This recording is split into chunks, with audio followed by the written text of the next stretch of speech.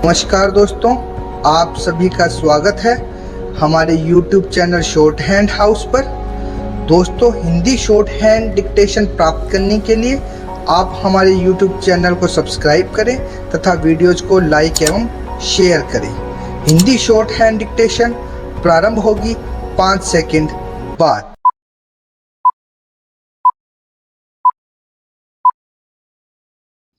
Start. देश में दंगों की आग कब कहां भड़क जाए कोई नहीं जानता।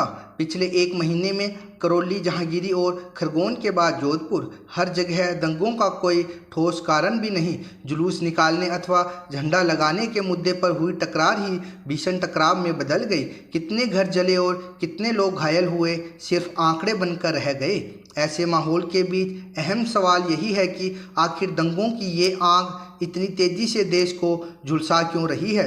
दूसरा सवाल यह भी कि इन दंगों के लिए दोषी किसे ठहराया जाए। पहले सवाल का जवाब साफ तलाशे तो प्रशासन की लापरवाही और वोट बैंक की राजनीति ही सामने आएगी। दंगे चाहे कहीं भी हो, अधिकांश मामलों में प्रशासन की लापरवाही ही सामने आती है।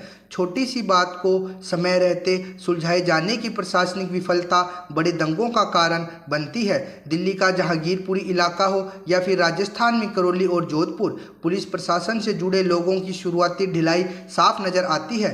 दिल्ली में धार्मिक जुलूस बिना इजाज़त कैसे निकला? जुलूस निकल भी गया तो उसे रोका क्यों नहीं गया?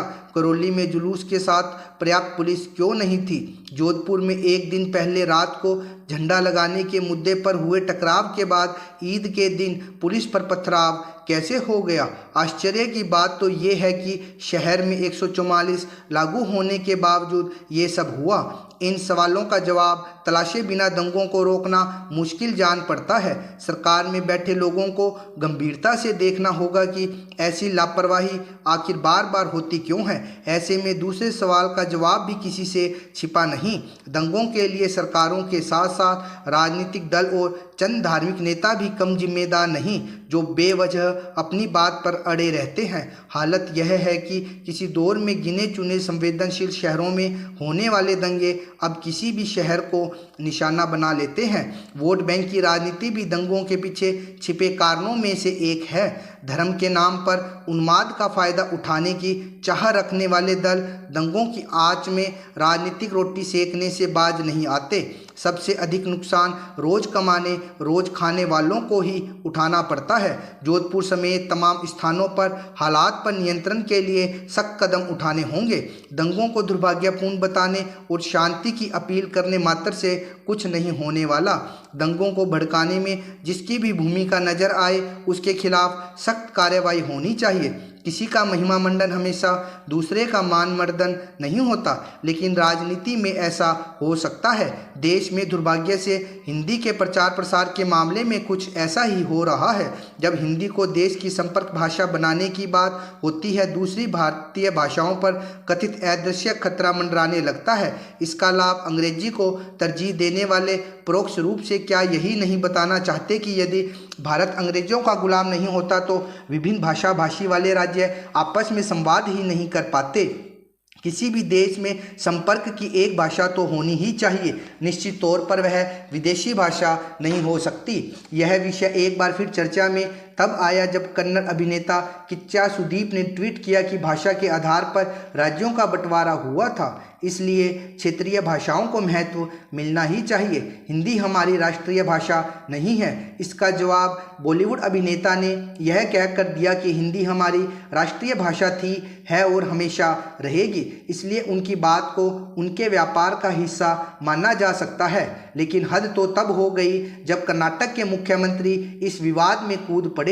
उन्होंने कहा कि सुदीप सच कह रहे हैं और सभी को उसका सम्मान करना चाहिए। मुख्यमंत्री को इस विवाद में कूदने की कोई ज़रूरत नहीं थी, खासकर तब जबकि वह जिस भाजपा का हिस्सा है उसकी नीति इस मामले में हमेशा से साफ रही है। यदि भारतीय जनता पार्टी के नेता भी हिंदी को राष्ट्रभाषा के रूप में प्रतिष्ठित नहीं होने देना चाहेंगे तो पार्टी को निश्चित रूप से उनके बारे में सोचना चाहिए।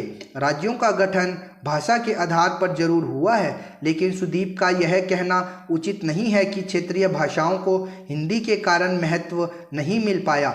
सच तो यह है कि यदि कोई भाषा सभी भारतीय भाषाओं पर हावी होती जा रही है तो वह अंग्रेजी है। यह भी ध्यान रखना होगा कि हिंदी का प्रचार प्रसार हम अहंकारी तरीके से नहीं कर सकते। भाषाएं अपनी उपयोगिता और विकास के प्रतिमानों को पार करते हुए आगे बढ़ती है, थोपने से नहीं। इसमें दो राय नहीं कि पूरे देश में हिंदी की स्वीकार्यता बढ़ाने में बॉलीवुड, खासकर इसके गीत संगीत का बड़ा योगदान है। अच्छा साहित्य विभिन्न भाषा भाषियों को करीब ला सकता है, लेकिन खराब राजनीति उन्हें दूर कर सकती है। दुर्भाग्य से इन दिनों खराब राजनीति कुलांचे भर रही है, खामियाजा तो भुगतना ही पड़ेगा। जम्मू कश्मीर में परिसीमन को लेकर पाकिस्तान समेत दूसरे मुस्लिम देशों को लताड़ लगाकर भारत ने एकदम सही कदम उठाया है। जम्मू कश्मीर भारत का अभिन्न अंग है, लिहाजा दूसरे देशों को इस मामले में हस्तक्षेप का अधिकार कैसे दिया जा सकता है। चुनाव आयोग ने इस महीने की शुरुआत में जम्मू कश्मीर विधानसभा सीटों के परिसीमन को लेकर अधिसूचना जारी की थी। पाकिस्तान ने इस अधिसूचना को खारिज करते हुए राष्ट्रीय असेंबली में इसके खिलाफ प्रस्ताव पारित किया था। देश के अनेक राज्यों में विधानसभा सीटों के परिसीमन का काम समय समय पर होता रहता है। पिछले महीने पाकिस्तान में सरकार बदलने के बाद वहां राजनीतिक अस्थिरता बनी हुई है। इमरान खान के सत्ता से हटने के बाद प्रधानमंत्री बने शहबाज शरीफ अपनी सत्ता मजबूत करने के लिए भारत विरोधी माहौल बनाने में लगे हैं। असल में पाकिस्तान में यह खेल नया नहीं है। पाकिस्तान में सरकार चाहे किसी भी दल की हो, भारत विरोधी बयान देकर जनता की सहानुभूति बटोरना चाहती है। जम्मू कश्मीर का राग अलापते पाकिस्तान को 7 दशक से ज़्यादा का समय हो चुका है। अनेक बार अंतर्राष्ट्रीय मंचों पर मुंह की खाने के बावजूद पाकिस्तान वास्तविकता को समझ नहीं पा रहा। दुनिया में अलग थलग पड़ चुके पाकिस्तान का साथ उसके सहयोगी भी छोड़ चुके हैं। आर्थिक रूप से भी पाकिस्तान की हालत खस्ता है। पाकिस्तान को समझना चाहिए कि नफरत की राजनीति करके उसने आखिर अब तक क्या पाया। आतंकवाद की जिस आग से उसने भारत को जलाना चाहा, वही आग आज उसे जला रही है। राजनीतिक अस्थिरता का आलम यह है कि जहां भारत ने पिछले 25 सालों में सिर्फ 3 प्रधानमंत्री देखे, वहीं पाकिस्तान इसी अवधि में 9वां प्रधानमंत्री देख रहा है। आज़ादी के 75 साल बाद भी वहां कोई सरकार 5 साल नहीं चल पाई। भारत ने अपने आंतरिक मुद्दों पर किसी अन्य देश की दखल अंदाजी पहले भी स्वीकार नहीं की और आगे भी नहीं करेगा। इसलिए बेहतर यही होगा कि पाकिस्तान भारत के आंतरिक मामलों में दखल देने की बजाय अपनी हालत सुधारने पर जोर दे। अगर उसने ऐसा नहीं किया तो पाकिस्तान गृह युद्ध की आग में झुलस सकता है। आंतरिक असंतोष की आग में जलकर पाकिस्तान विभाजन की कगार पर पहुंच सकता है। अब फैसला पाकिस्तान को करना है कि उसे विकास की राह पर चलना है या भारत के आंतरिक मामलों में हस्तक्षेप करके अपने आप को और कमज़ोर बनाना है। एक ही दिन में 2 अलग अलग मामलों में राजस्थान पुलिस की दक्षता पर गहरे सवाल लिया निशान लग गए हैं। एक और कांस्टेबल भर्ती परीक्षा में फिर सरकार के दावे फुस साबित हुए और पेपर लीक हो गया। दूसरी ओर न्यायालय ने पोक्सो मामले के एक अपराधी की सज़ा में बदलाव करते हुए अपनी टिप्पणी में पुलिस अनुसंधान को कटघरे में लाते हुए भारी मन से किसी और के किए अपराध में एक व्यक्ति की सज़ा को कम करने का फैसला सुनाया। अदालत ने अपने फैसले में जांच अधिकारी की भूमिका को संदिग्ध करार दिया है। अदालत ने मामले को फिर से खोलकर जांच करने के निर्देश दिए हैं। अनुसंधान में कमी को लेकर अदालत ने पहली बार पुलिस अधिकारियों को फटकार नहीं लगाई है।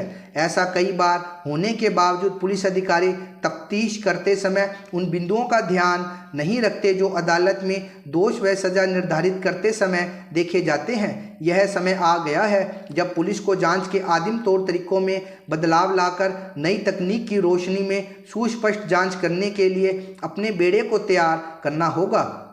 आनन फानन में अनुसंधान कर मामले को पूरा करने के रिकॉर्ड बनाने की अंधी दौड़ से बचकर पुलिस को निर्दोष को सजा नहीं होने देने के न्याय के सिद्धांत की पालना भी सुनिश्चित करनी होगी। भर्ती परीक्षाओं में बड़े बड़े गिरोह सक्रिय होने के दावे के साथ लगातार गिरफ्तारियां कर गाल बजा रही पुलिस के अपने बेड़े में हो रही भर्ती का पेपर ही लीक हो गया। हालांकि पुलिस ने मामले को सुलझाने का दावा करते हुए आरोपियों को चिन्हित करने का दावा कर कुछ गिरफ्तारियां भी कर ली है। रिट परीक्षा के बाद आगामी परीक्षाओं में सुरक्षा पुख्ता इंतजाम की बात कही गई थी। सख्त कानून भी बनाया गया था। कांस्टेबल भर्ती के पेपर लीक ने सुरक्षा इंतजामों की पोल खोल कर रख दी है। बेहतर तो यह है कि सरकार को परीक्षा के लिए केंद्र की ओर से गठित नेशनल टेस्टिंग एजेंसी की तर्ज पर ऑनलाइन परीक्षा आयोजन की दिशा में कदम उठाने चाहिए। सभी भर्ती एजेंसियों को एक मंच पर लाकर अभ्यर्थियों को राहत देनी होगी। पुलिस को भी आगामी भर्ती परीक्षाओं में ऐसे इंतजाम करने की ज़रूरत होनी चाहिए कि नकल गिरोह के तमाम मुन्ना भाई कम से कम राजस्थान प्रदेश में नकल का ठेका लेने का दुस्साहस नहीं कर सके। स्टॉप 160 शब्द प्रति मिनट की गति से थी ये डिक्टेशन। आप सभी डिक्टेशन का बार बार अभ्यास कीजिए, उसे ट्रांसक्राइब जरूर कीजिए, क्योंकि जब तक आप ट्रांसक्राइब नहीं करेंगे आपको आपकी गलतियों का पता ही नहीं लगेगा कि आप कहाँ कहाँ मिस्टेक कर रहे हैं, क्या क्या मिस्टेक कर रहे हैं। इसलिए धन्यवाद।